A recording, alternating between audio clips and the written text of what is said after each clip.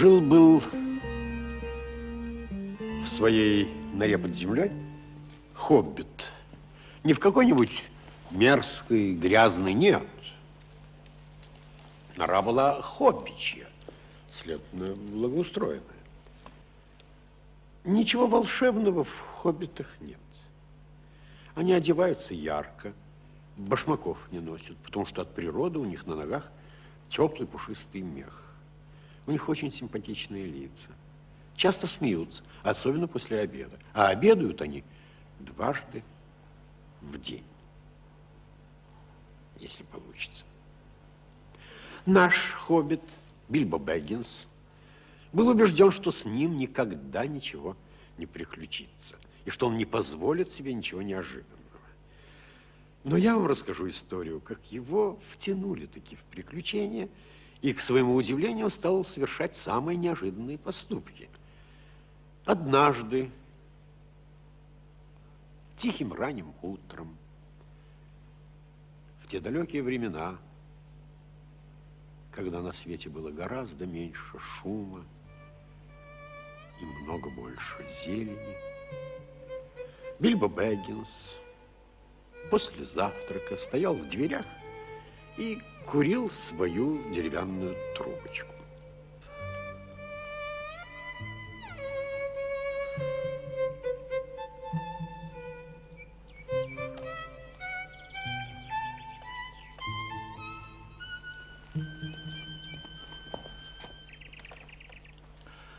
Доброе утро.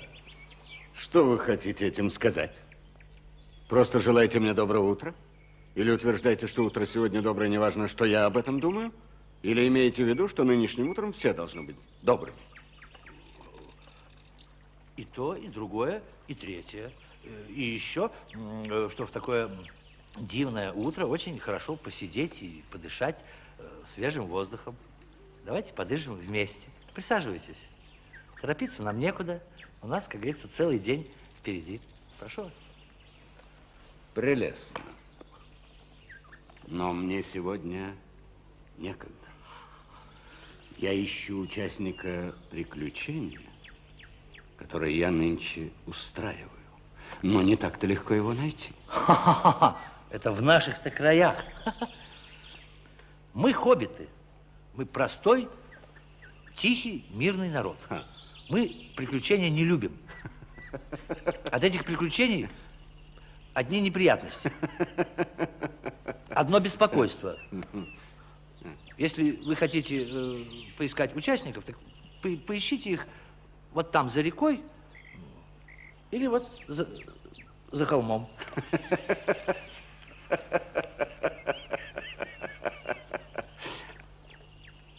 Доброе утро. Для чего только вам не служит доброе утро? Ай-яй-яй-яй-яй. Теперь оно означает, что мне пора убираться.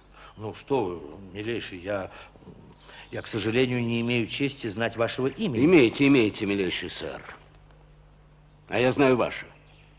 Мистер Бильбо Бэггинс. А вы мое. Верно. Да, хотя и не помните, что это я. Нет.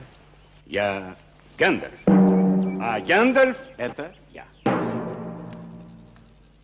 Как? Вы Гэндальф? Представьте. Неужели же вы тот самый Гэндальф? Странствующий волшебник, по милости которого столько юношей и девушек пропали не весть куда, пустившись на поиски приключений?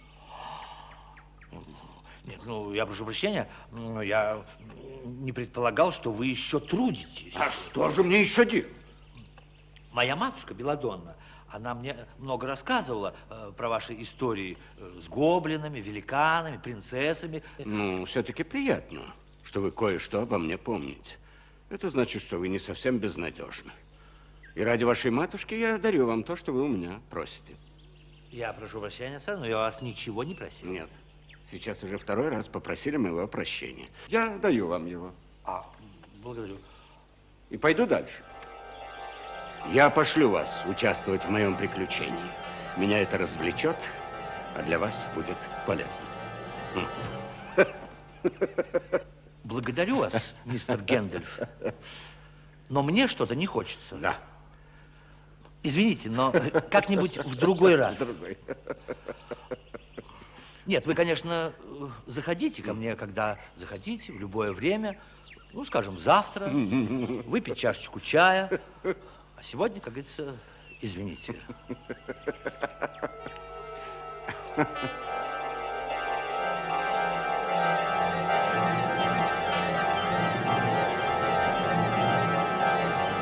Бильбо юркнул в свою нору. Согласитесь, после такого волнующего разговора следовало подкрепиться немедленно парочкой кексов и выпить глоток чего-нибудь эдакого.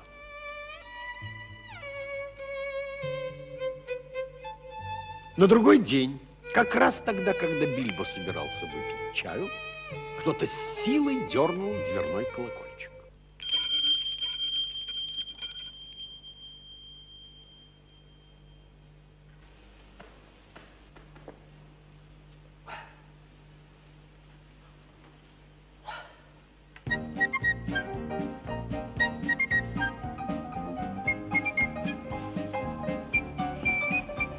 Дуалин, к вашим услугам. Здрасте. Здрасте. Бильбо Беггинс, к вашим. Я, собственно, собирался выпить чаю. Не угодно ли присоединиться? Прошу.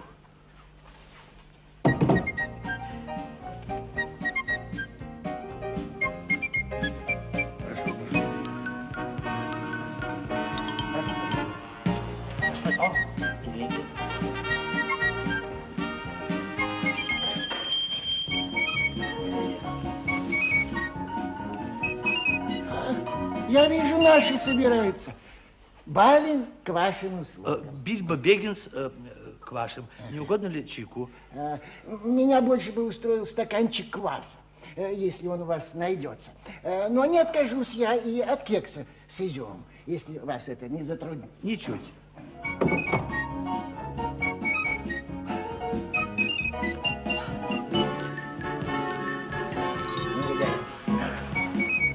Извините. Прошу прощения. Кили, к вашим услугам. И Фили тоже. Бильбо Беггинс, к вашим.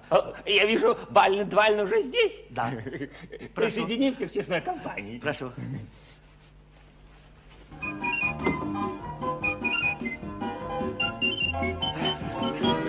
Да, очень рад.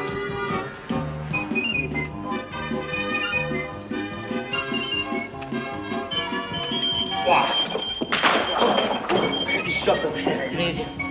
Еще много кто, судя по звонку. Дори. Бильбо Беггинс. Нори. Бильбо Беггинс. Ори. Бильбо Беггинс. Ойн. Бильбо Беггинс. Глоин. Бильбо Беггинс.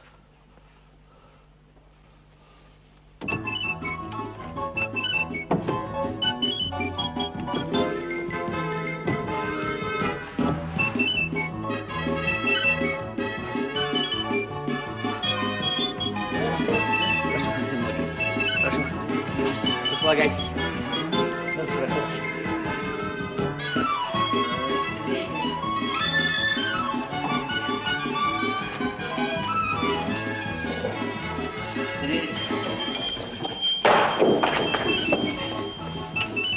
Как это не похоже на вас, Бильбо, держать друзей у порога, а? Позвольте мне представить.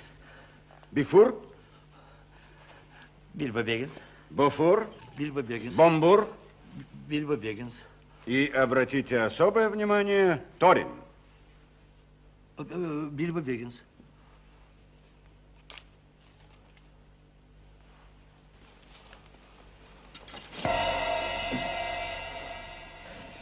Прошу. Прошу. Очень рад. Ну, вот мы все и в сборе. Надеюсь, опоздавшим тоже найдется что-нибудь поесть. Разумеется. Что это? Это чай. Чай? Да. Благодарю покорно. Нет, мне, пожалуй, кружку эту. И хорошо бы еще крыжовенного варенья и яблочного пирога. Пирожков с мясом.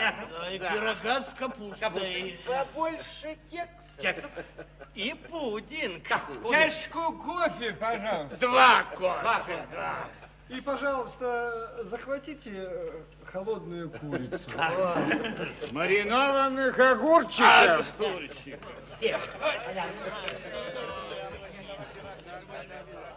Чтобы им объяснить с этим гномом. Так все будет.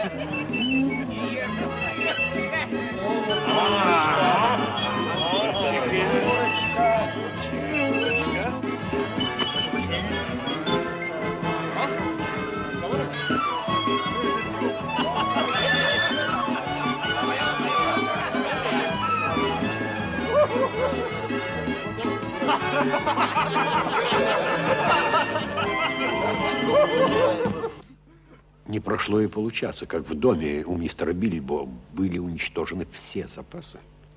И привеселое общество в 26 рук помогало хоббиту мыть посуду.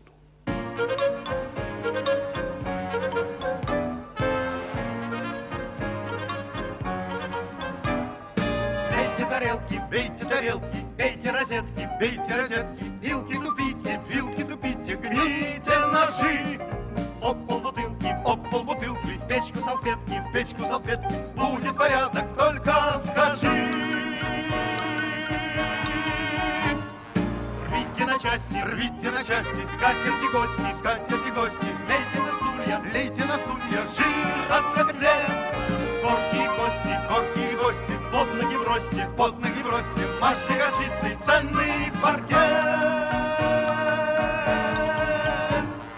Чашки и рюмки, в час кипятком, ломом железным поворошите. Выньте, откиньте, и обсушите, и на помойку все целиком.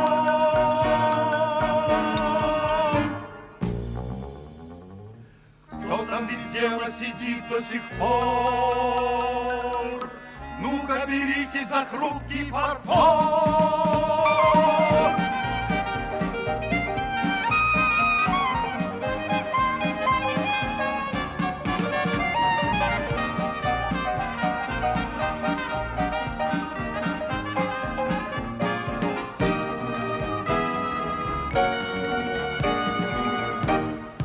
Тем временем опустился вечер.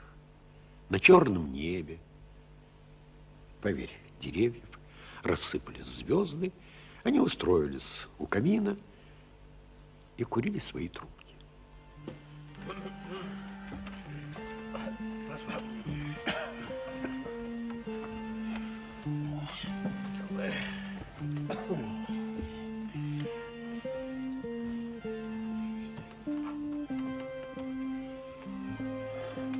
Гендальф, гномы и мистер Бэггинс. Мы сошлись в доме нашего друга и собрата по заговору, превосходного и дерзновенного хоббита, с тем, чтобы обсудить наши планы. Да? Наша цель, я полагаю, известна всем. Но, возможно, мистеру Бэггинсу да не выпадет никогда шерсть на его ногах. И некоторым младшим гномам я не ошибусь, если я скажу, что я имею в виду Фили и Кили. Ситуация может представляться требующей некоторых разъяснений. Итак, разъясняю.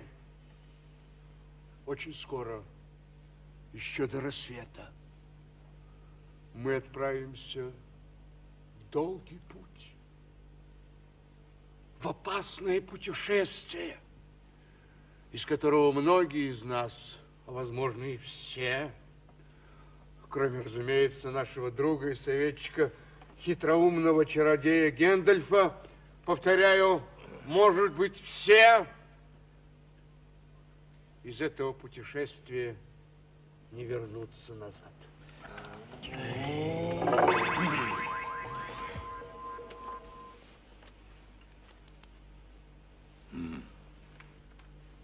Легко возбудимый субъект, подвержен необъяснимым приступам.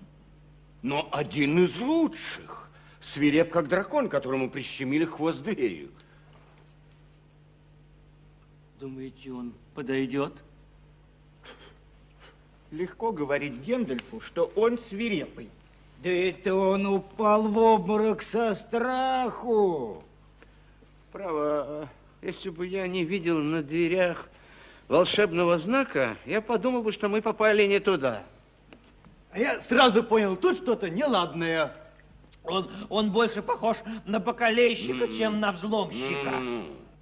Тихо. На бока...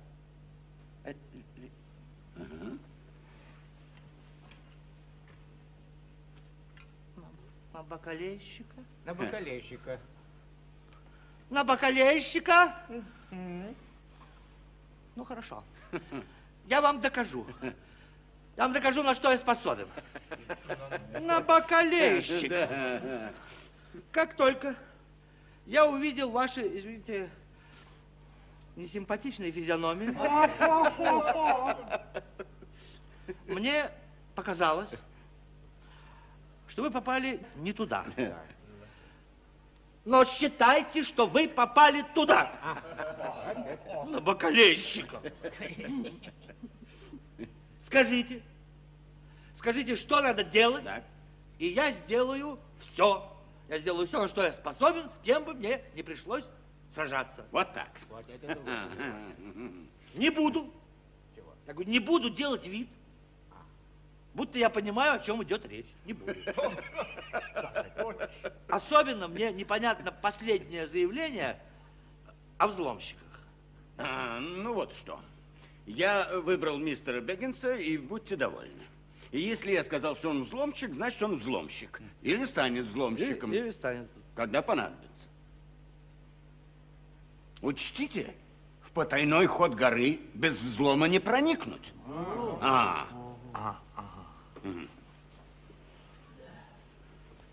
Мистер Бэггинс далеко не так прост, как вы думаете. Да. И совсем не так прост, как думает он сам. Да.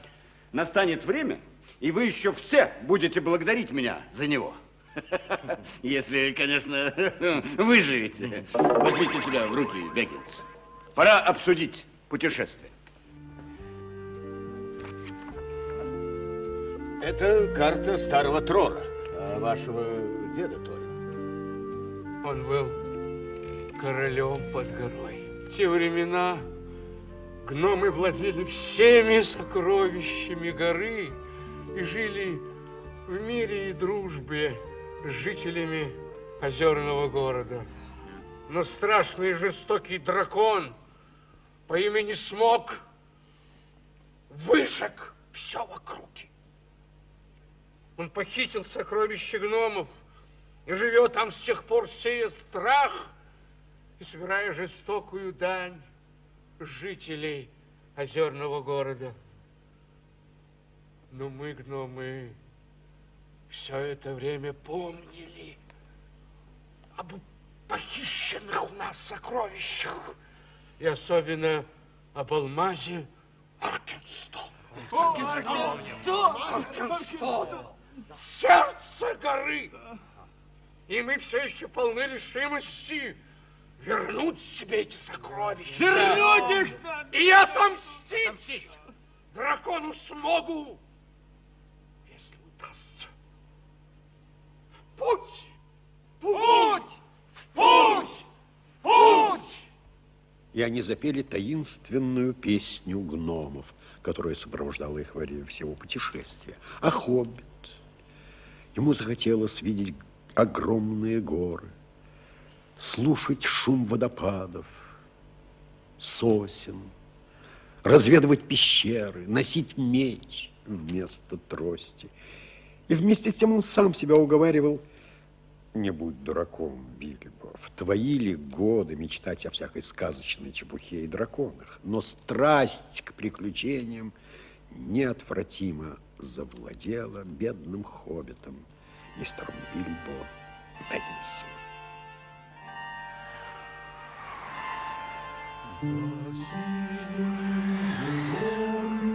За белый туман, с пещеры и норы уйдет караван. За быстрые воды уйдет до восхода, за кладом старинным и сказочных стран. Волшебники гномы в минувшие дни искусно металлы ковали они. Сапфиры, алмазы, рубины, топазы хранили они, хранили они. И вдруг колокольный послышался звон, разверзла земля, почернел небосклон.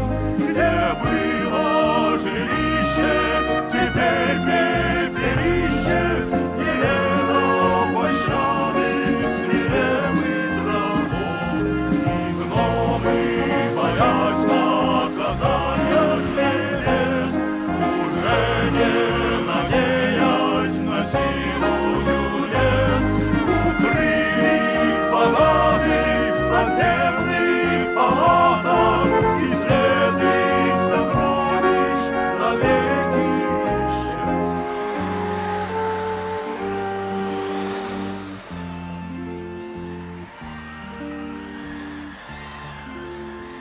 Синие горы, где мрак и снега, туда не ступала людская нога. За быстрые воды уйдем до восхода, чтоб золото наше поднять у врага.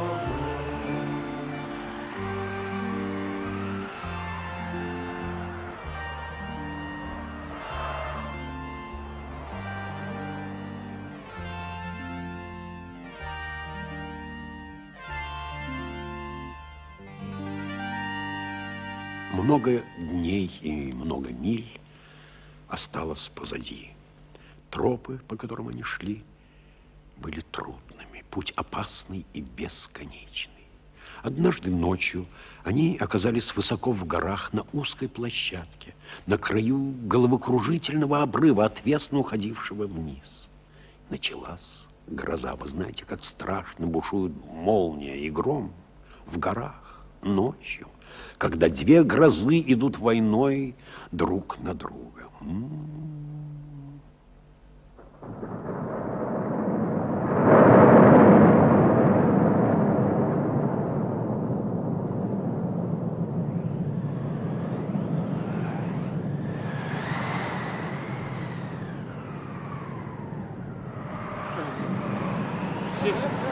Здесь находиться очень опасно.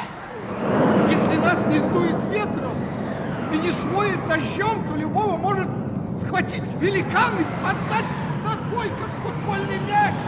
Если вы знаете местечко получше, то возьмите и отведите нас туда. Надо кого-нибудь послать, найти убежище поудобнее. Я устал и боюсь.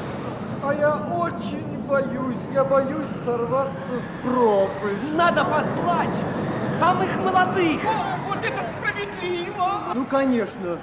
Всегда мы. Ага. А зачем хоббита брали? Зачем это его обязанность? Пусть он идет на разведку.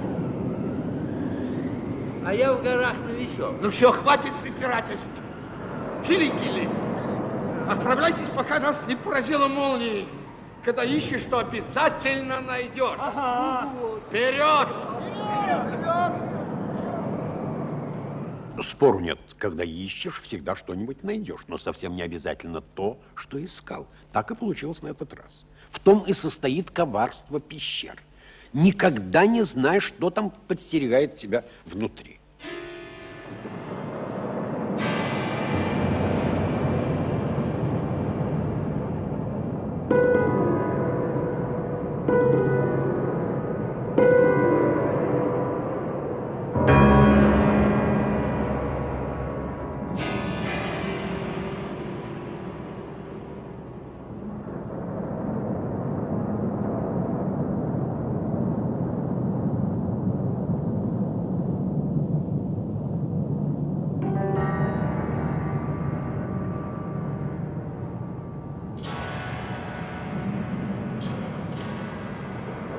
Ну, а пока вся компания, радуясь теплу, быстро заснула.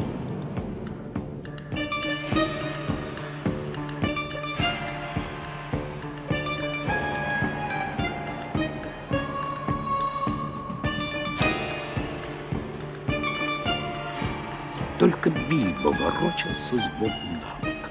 Ему снились отвратительные сны, и стая волков, от которой они едва спаслись, и косматые тролли, которым чудом не попали на ужин, и у которых раздобыли волшебный меч, и как высоко в небе несли их, спасая орлы, а потом ему приснилось, будто пещера дала трещину. Из этой трещины посыпались уродливые гоблины. Бильбо закричал, проснулся и тотчас понял, что это был совсем не сон.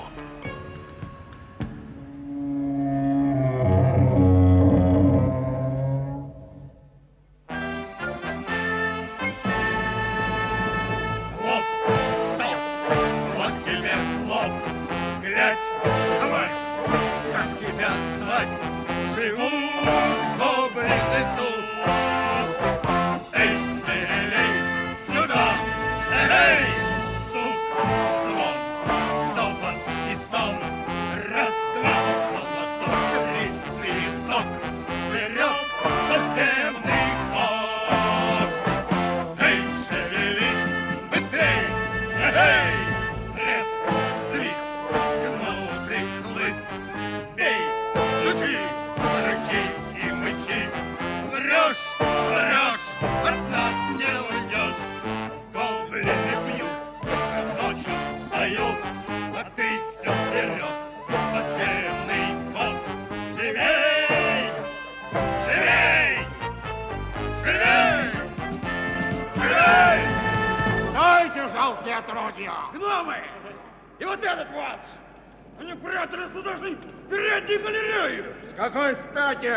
Поручусь, они затевали какую-нибудь пакость? Шпионили за моим народом?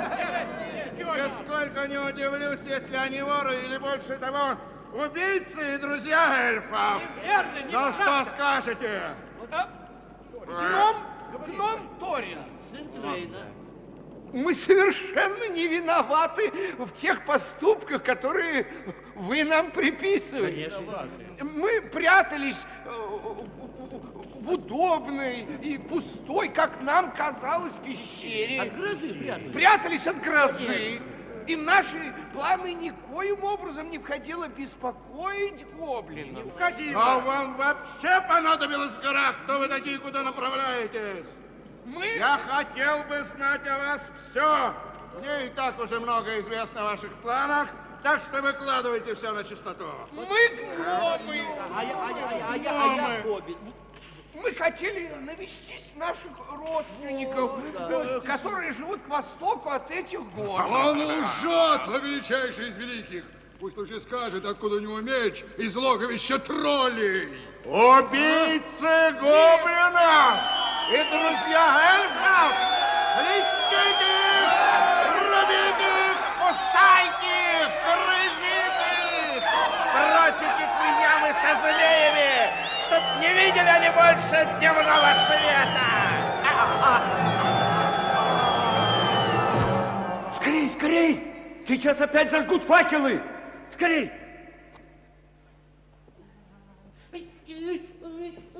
Что случилось? Что ты прыгаешь?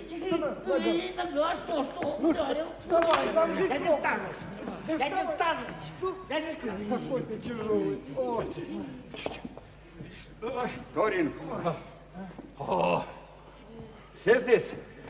Все. 1, 2, 3, 4, 5, 6, 7, 8, 9, 10, 11.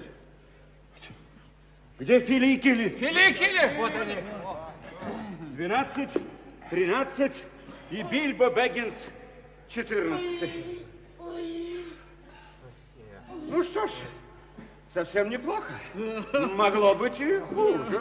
Могло быть и получше. Ой, и в самом деле, ну и страху натерпелись, и никакой надежды на еду. Хотя бы маленький кекс с изюмом. Кусок ветчины и глоток эля. И зачем только я покинул свою уютную норку? Зачем мы брали с собой в поход этого недотепу? А еще называется взломщик. Хвостун. Как все хоббиты. Где мы? Неизвестно. И по пятам гонятся за нами разгневанные гоблины.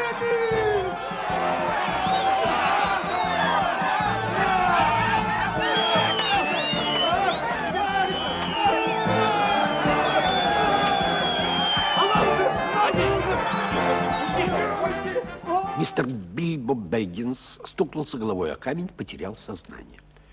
Представьте себе, как он перепугался, когда пришел в себя. Кругом ни души, непроницаемая тьма.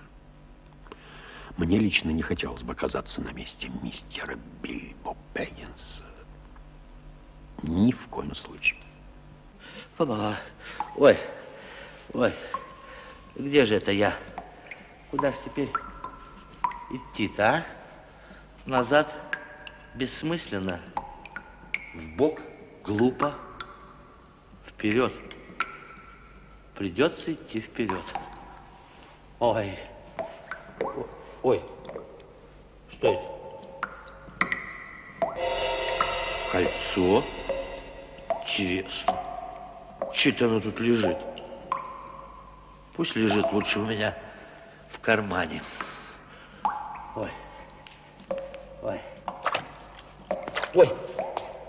Что это? Вода? Холодная? Ну-ка.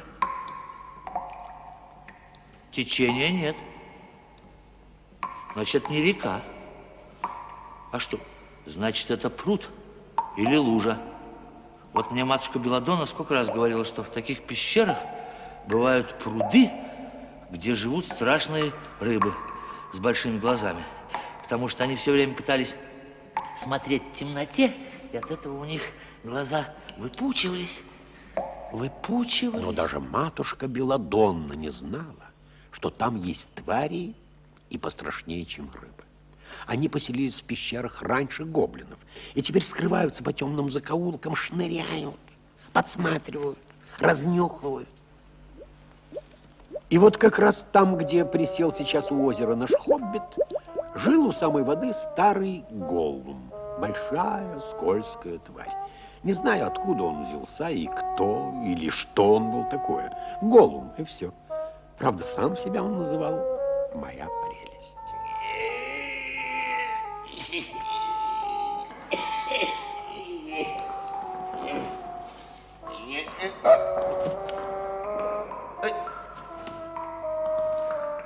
Блеск и блеск, моя прелесть. Угощение на славу. Какой сладкий кусочек для нас голова. А ты кто такой? А ты кто такой? Я? Я Бильбо Бэггинс. Я потерял гномов и не знаю, где я.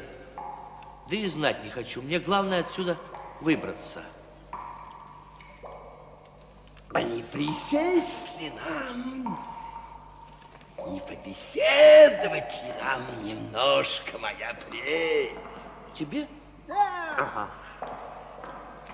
Как ему нравятся загадки? Может быть, нравится. Ему нравится. То есть мне нравится. Но ты первый загадывай загадку. Не увидать ее корней, вершина толще тополей. Все вверх и вверх она идет, но не растет. Это гора. Ты знал. Ишь, как просто догадался. Пусть будет у нас состязание. Ну, пусть будет. Если моя прелесть спросит, Так, а он не отгадает, так.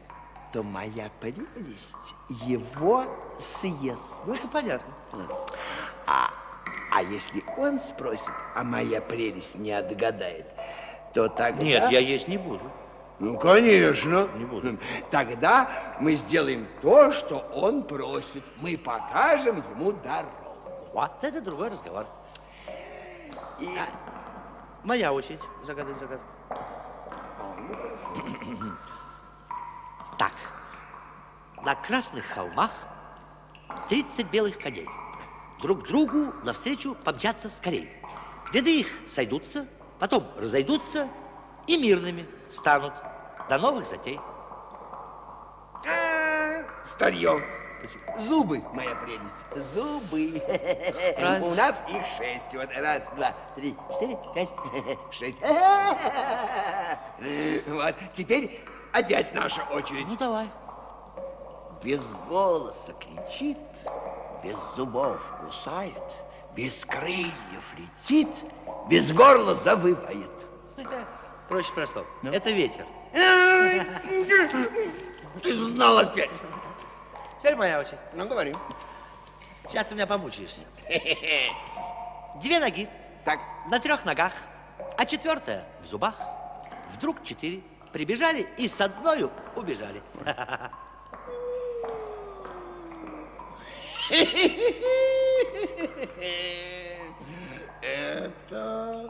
Это гоблин сидит на трехногой табуретке и держит в зубах куриную ножку. Прибежала собака на 4 ногах и куриную ножку украла и убежала. Вот и все. Ну, Вот хорошо. какой смысл. Ну, твоя очередь, давай. Ее не видать и в руки не взять. Царит над всем, не пахнет ничем. Встает во весь рост, достанет до звезд. Все начинает и все кончает. Темнота. Кто? Я тебе говорю, отгадка, темнота. Все, моя очередь. Без замков, без засовов, дом, слиток золота спрятан в нем.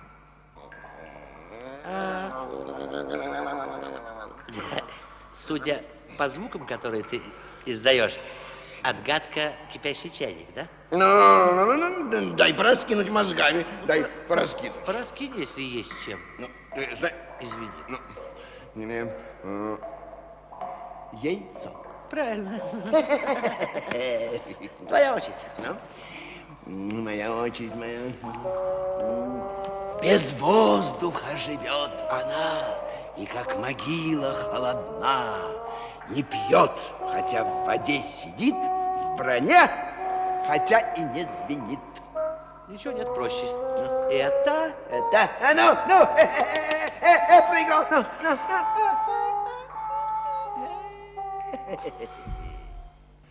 Дело было худо. Вы-то знаете ответ. Или догадываетесь. Но вы-то ведь сидите дома с комфортом. Вас никто не собирается съесть. А Бильбо откашлялся разок-другой, но ответ не являлся.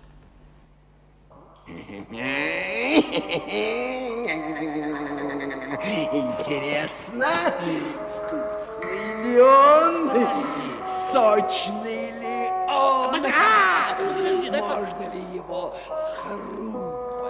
Дай подумать, полминутки.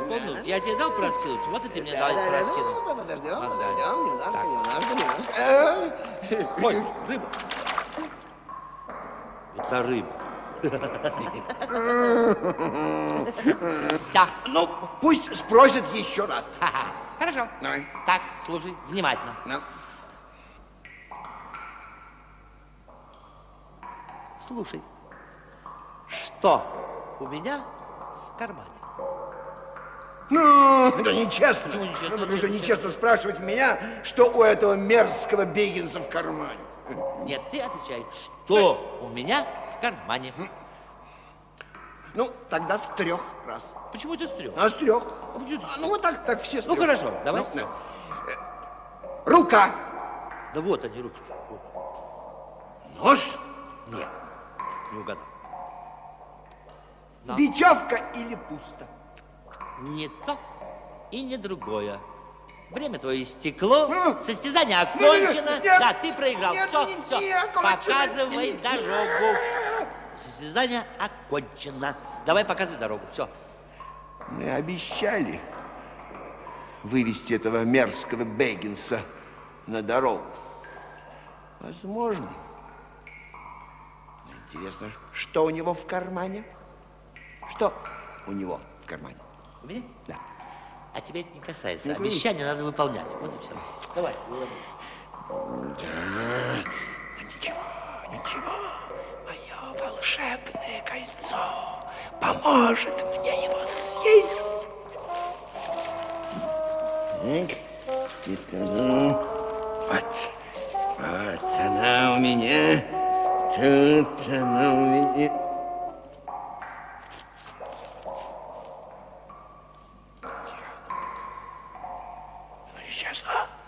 Исчезла, пропала. Это же подарок на мой день рождения. Украли, украли, гремычные мы несчастные. А у тебя что-то случилось? Что ты потерял? Ничего не потерял. А я так почему спрашиваю? Потому что я ведь тоже потерялся и хочу найтись. Ты, между прочим, проиграл? Показывай дорогу. Загадка была нечестная. А что ты потерял? А что у тебя в кармане? А что у меня в кармане? Да. А в самом деле, что у меня в кармане? А сейчас посмотрим.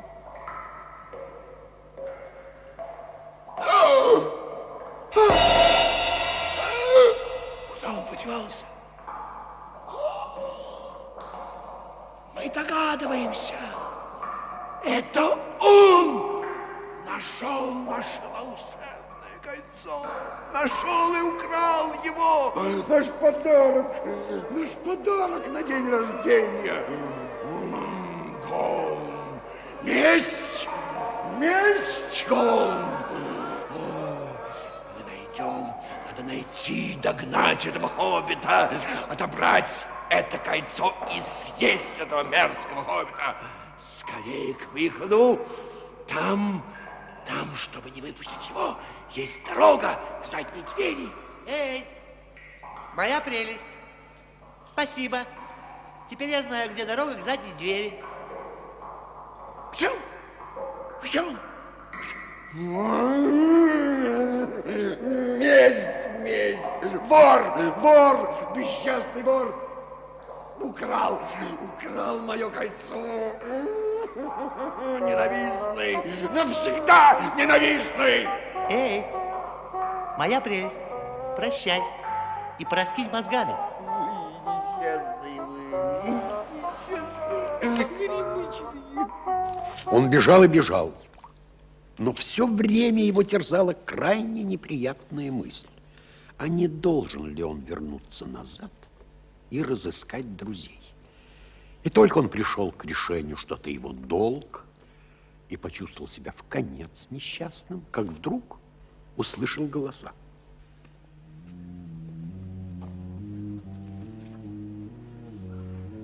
В конце концов, он мой друг, и не так уж плохо.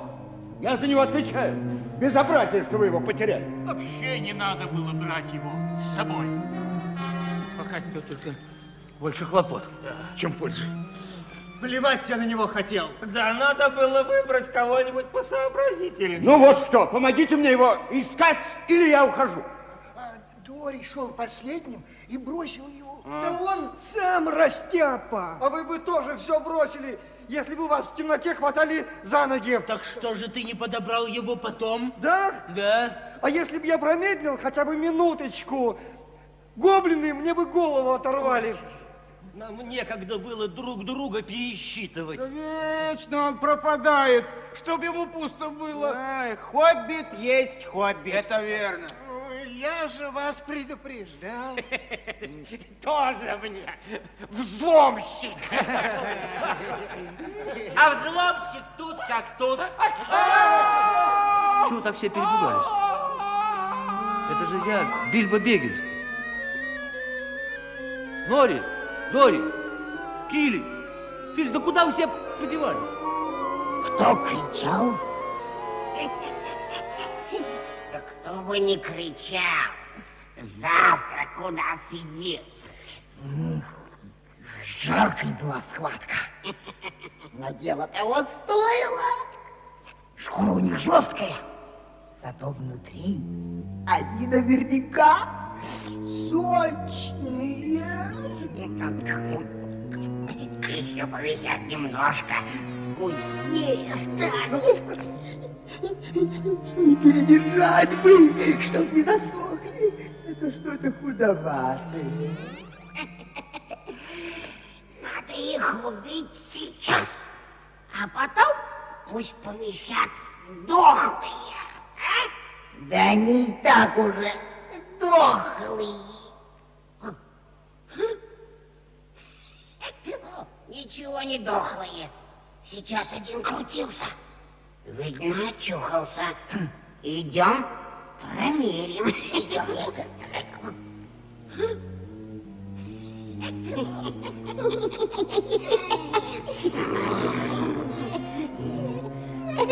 А ты прав.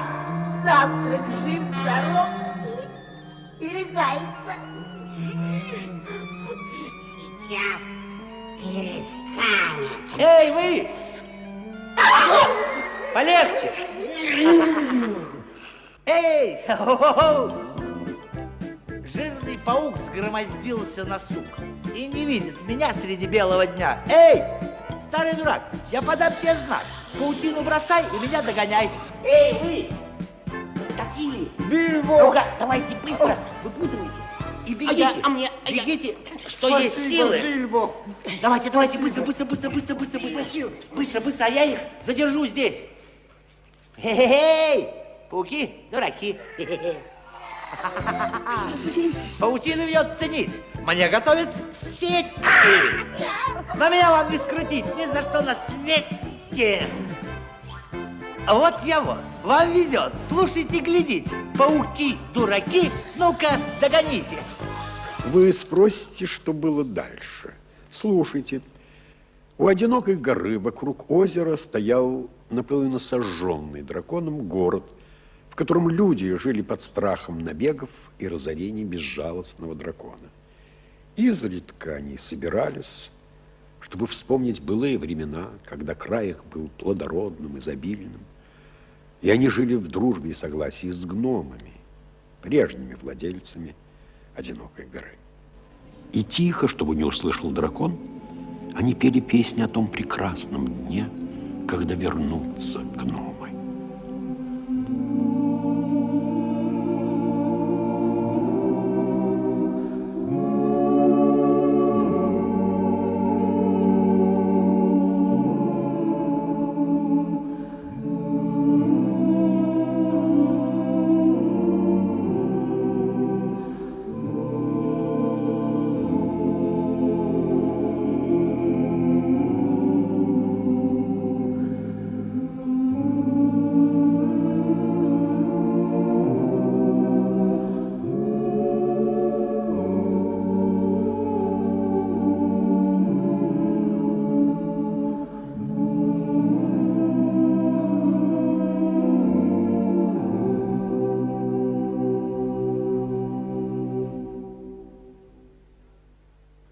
Я Торин, сын Трейна, король под горой.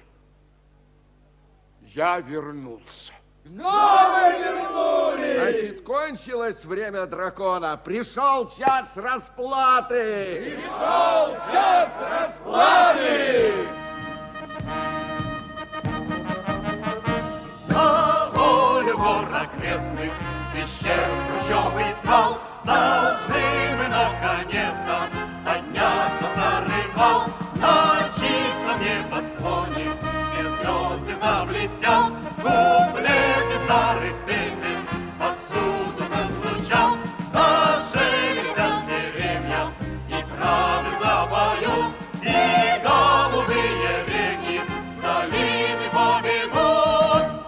терять время было нельзя.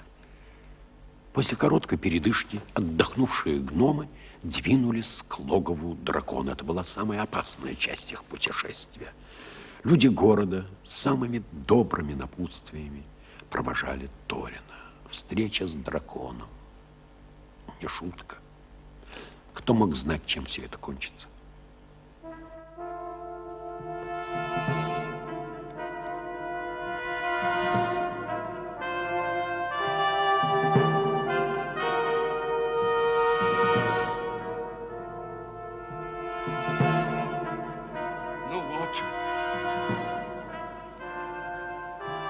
Ну вот, настало время для того, чтобы уважаемый мистер Беггинс, который за время нашего долгого путешествия проявил себя как хоббит, исполненный дерзости и отваги, да, я бы даже сказал, наделенный запасом удачливости.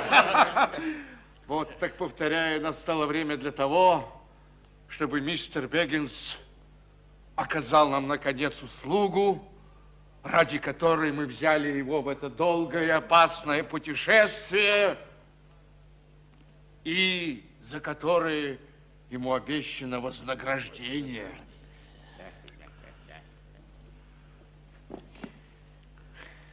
Если от меня ждут, чтобы я первым вошел в потайной ход,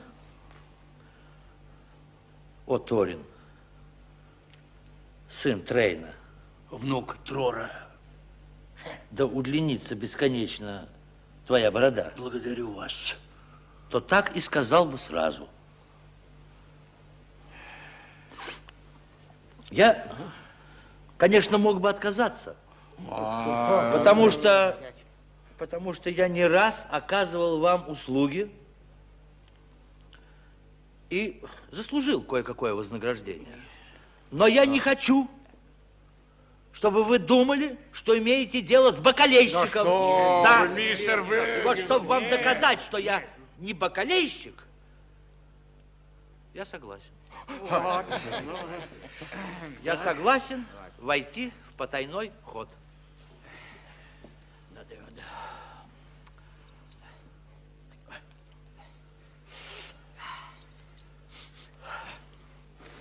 Так, а кто составит мне компанию, а? Ну, что я могу сказать в оправдание гномов? Что правда, то правда.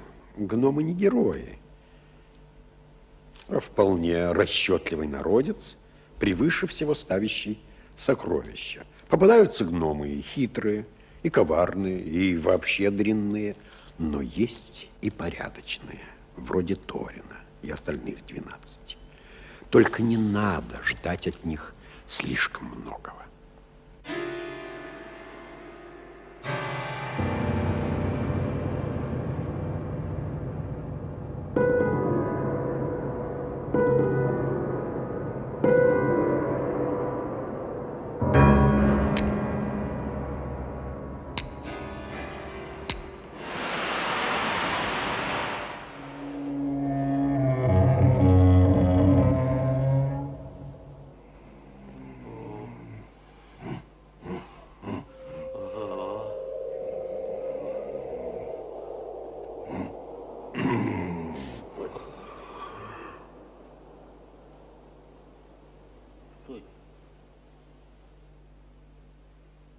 Ой, это же Аркинстон, сердце горы. Ой. Ой.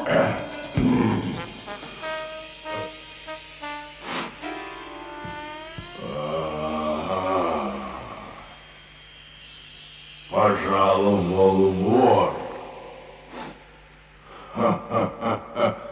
Я тебя чую. Я слышу твое дыхание. Милости прошу. Бери. Тут всего вдоволь. Не стесняйся. Спасибо. Смог ужасный. Только я пришел, как говорится, не за подарками. Я пришел посмотреть, так ли ты страшен и огромен на самом деле, как говорится в сказках. Дело в том, что я не очень доверяю сказкам. И как ты меня находишь? Поистине, сказки далеки от действительности. Мои зубы, мечи, когти, копья, удар хвоста подобен удару молнии, крылья несут с быстротой урагана, мое дыхание — смерть. Я слышал, что, вообще говоря, драконы мягче снизу, но у особы столь основательно защищенной должно быть все продумано, не так ли? Твои сведения устарели, вор во тьме. Сверху и снизу я покрыт крепкой броней. Я стар и могуч. Я, конечно, должен был бы и сам догадаться.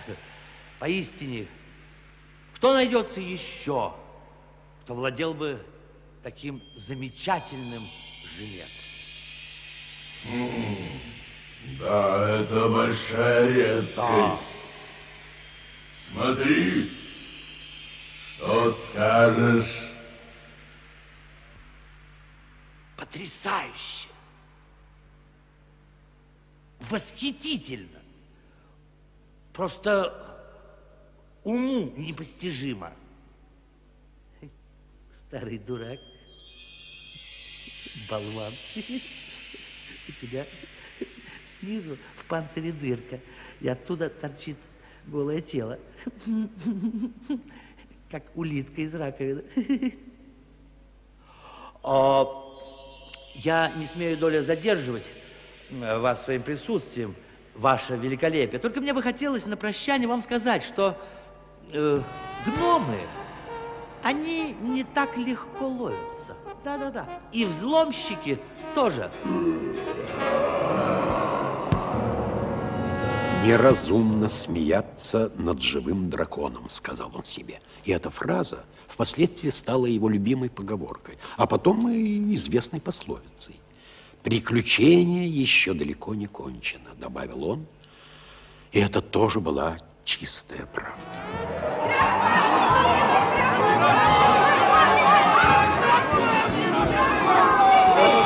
Рубите мосты к оружию!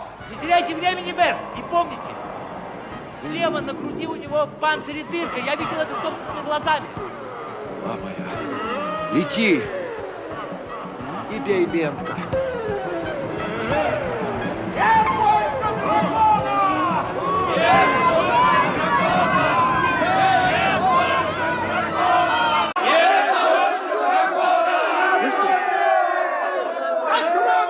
Сокровища горы снова наши!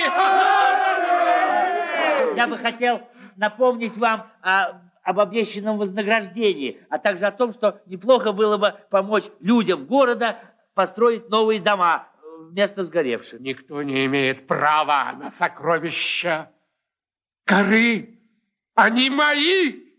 Смог украл их у моего деда. Смог разрушил город, а я убил дракона и освободил твое богатство. Разве тебя это не касается? Нам не о чем говорить. Так, но вы забыли, Торин, что вы в свое время сказали, что я могу взять все, что я захочу, в счет вознаграждения. Так вот, я при всех, я отказываюсь от своей доли, и этот камень передаю людям города. Аркестон! сердце горы, он мой! Он принадлежал моему отцу, он мой! У тебя доброе сердце, хоббит. Жалкий хоббит, паршивый взломщик! Будь проклят, Гендальф, который навязал тебя нам, отсохнет его борода! Остановись, твое желание исполнилось, Гендальф тут. И не трогай ты хоббита. Вы тут всем в заговоре? Нет, Толь. Вот когда вы говорили, что я могу взять свою 14-ю часть в счет вознаграждения, может быть, я понял вас буквально, может быть. Просто мне казалось, что я кое-какую пользу вам принес. Для короля под горой вы ведете себя не слишком красиво. Это мой камень. Мой камень. Стойте! Сюда приближается войско гоблинов. Все по местам, пока есть время. Готовьтесь к бою. Страшная то была битва. Летели стрелы, сверкали мечи и копья. Мужественно сражался отряд Берда. Отчаянно дрались гномы и Бильбо Бэггинс. Кто-то из гоблинов стукнул палицей хоббита, он упал и не слышал, как стихла битва и отступили враги.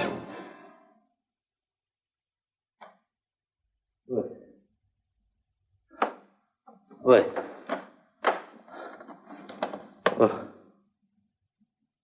Ой.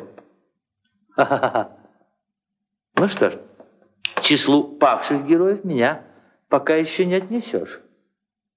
Правда, не все потеряно. А? Вот так сюрприз. Все-таки жив. Ну и рад же я. И я. Идем. Тебя ждут. Сейчас.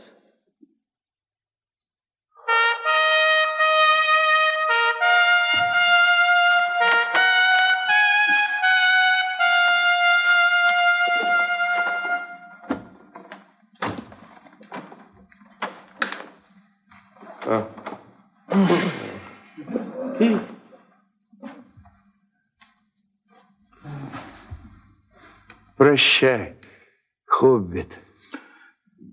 Прощай, добрый вор. Я ухожу в чертог ожидания к своим праотцам. Ухожу до тех пор, пока мир не станет лучше. Я хочу проститься с тобой по-хорошему и забрать обратно свои слова.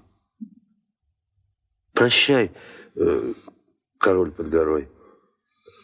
Никакие горы золота не возместят нам этой утраты. Но я все-таки рад, что разделял с тобой опасности. Потому что не каждому хоббиту доставалась честь участвовать в таких приключениях. Ты не прав.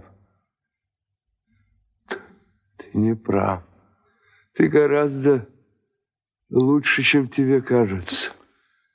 Доля отваги, доля мудрости, сочетающихся в меру.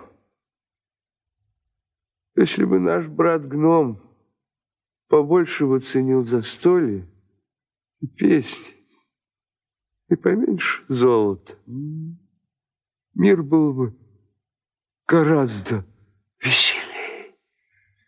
Прощай.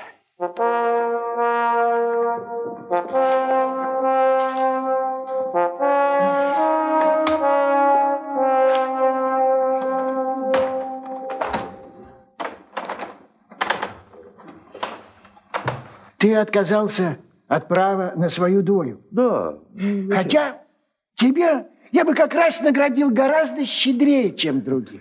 Спасибо, барин. Так мне сдается, что от кучи золота всегда куча неприятностей.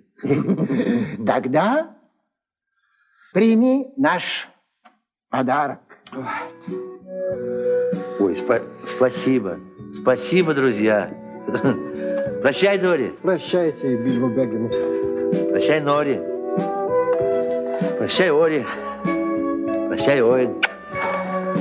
Прощай, Глоин. Бильбо! Прощай, Бафур. Прощай, Бифур. Бафур. Прощай. Валя, прощай. Кили-фили, прощайте. Ну что ж. Счастливый путь, Бильбо. Куда бы он ни лежал. Спасибо. Если Спасибо, Балин. надумаешь нас навестить, какой пир мы тебе устроим. Спасибо, друзья. Спасибо. Да. Если будете в моих краях, милости прошу. Чай подается ровно в 4 часа. А вас прошу заходить в любое время. Счастливо, друзья. Счастливо.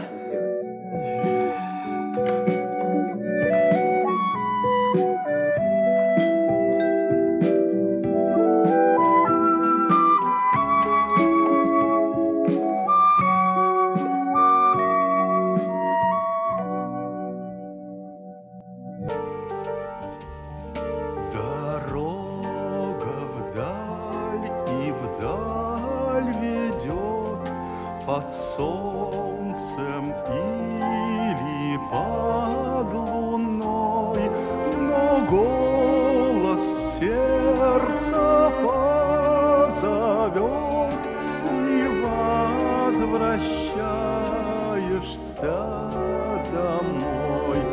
Молчишь, глядишь кругом, и на лугу знакомый с детства отчий дом, холмы, деревья и цветы, холмы, деревья и цветы.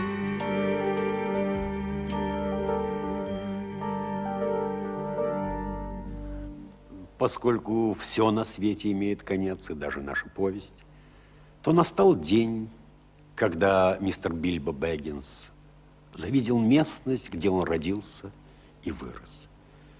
Он вернулся в свой дом, и чайник на его плите свистел еще музыкальнее, чем в прежние времена, до эры нежданных гостей.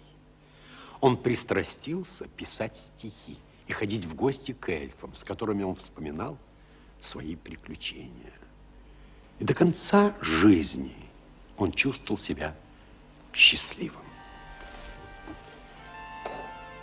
А жил он на редкость долго. На редкость.